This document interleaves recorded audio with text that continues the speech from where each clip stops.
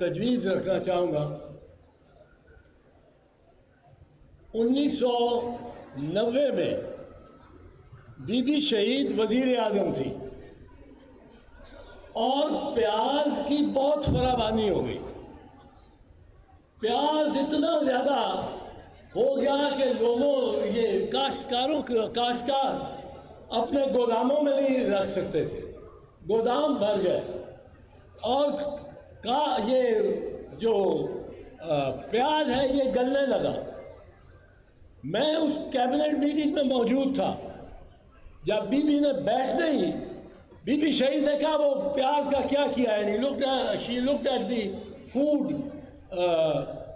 Secretary اور cabinet secretary, ان کو کہا کہ آپ بتائیں یہ پیاز کا کیا کر رہے ہیں؟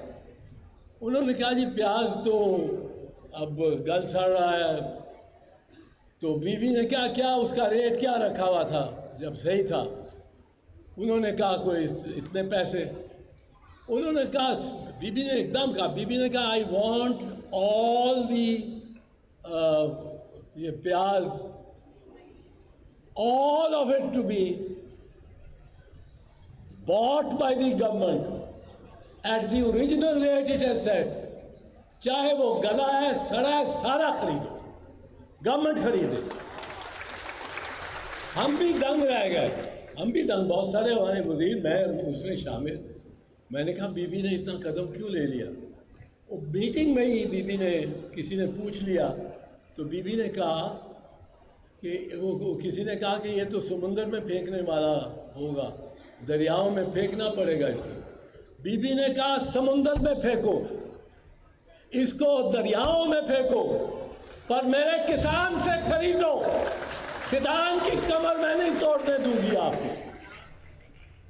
اس وقت بھی گندم اگر زیادہ ہمارے پاس ہے تو اس کو ایک طریقہ آپ بجائے یہ کہ جلے یا کچھ، ہم کیوں نہیں افغانستان کو دے دیں؟ جو وافر گندم ہے، پرائس قیمتوں کو سٹیبلائز کرنے کے لیے افغانستان کو بھیج دیں۔ کچھ ہماری طرف سے شاید ان کے دل میں نرمی آ جائے۔ اب یہ دیکھنا یہ ہے کہ ہم کس مقام پہ کھڑے ہیں۔ بھٹو شہید کو شہید کر کے، بی بی شہید کو شہید کر کے، صدر آصف زرداری کو 11 سال قید میں رکھ کے، جو لوگ مقتدر رہے تسلسل کے ساتھ، ان کی پالیسیوں کے آج کیا ہمارے پہ کیا صورتحال ہے۔ پہلی تو یہ ہے، یہ ذرا غور کیجئے، ہماری قوم 130 ارب ڈالر کی مقروض ہے، 130 ارب ڈالر کی۔ 1 ارب ڈالر کی ہم منت سماجت کرتے ہیں آئی ایم ایف سے کہ ہمیں دے دو، کچھ رول اوور کر دو، کچھ یہ کر دو، کرنے دو۔ 1 ارب کے لیے ہم جھکتے ہیں آئی ایم ایف کے ساتھ، لیکن 130 ارب ڈالر ہمارے اوپر سارا قرضہ، جو ڈومیسٹک قرضہ ہے، یہ تو ڈالر میں قرضہ ہے جو باہر سے ہم نے لیا ہے، جو اندرونی قرضہ ہے 88 کھرب ٹریلین روپے، 88 کھرب روپے۔ اب 130 ارب ڈالر اور 88 کھرب روپے، ان کا کہیں کوئی نشانی آپ کو نظر آتی ہے کہ اب یہاں پاکستان میں کراچی سے پشاور تک بلٹ ٹرین چل رہی ہوتی، ہم کہتے ہیں پیسہ لگا ہے۔ پی آئی اے امارات کے برابر کی ایئر لائن ہوتی، ہم کہتے پیسہ لیا ہے، قرضہ لیا ہے، پر پیسہ لگایا بھی ہے، لگا ہے۔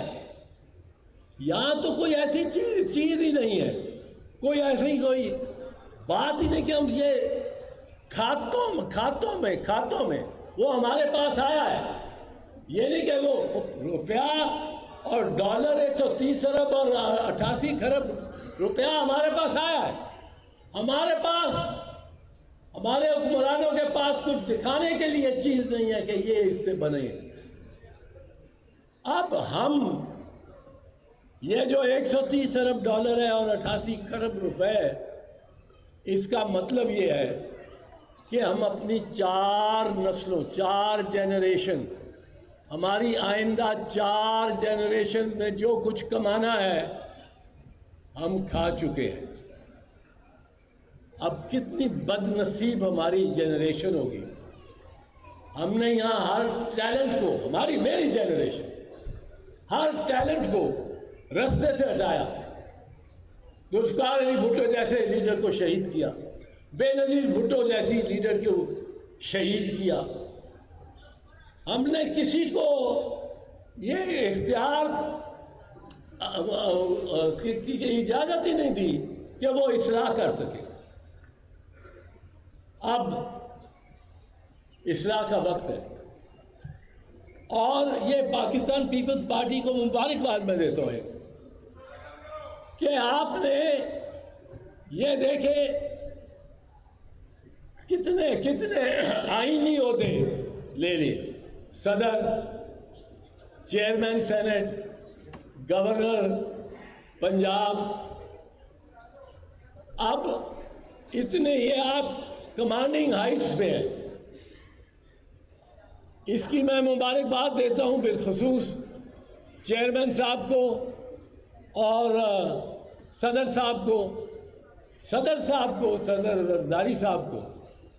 میں نے جو مبارکباد کا ٹیکسٹ بھیجا، مختصراً اس کا لب لباب یہ تھا کہ آپ نے یہ 3 بڑے آئینی عہدے حاصل کر کے پارٹی کے لیے، جبکہ پارٹی کے ہاتھ میں بڑے کمزور پتے تھے، آپ نے وہ حاصل کر کے ایک معجزاتی کام کیا ہے، اور لوگ اب آپ سے اور معجزوں کی بھی توقع کریں گے۔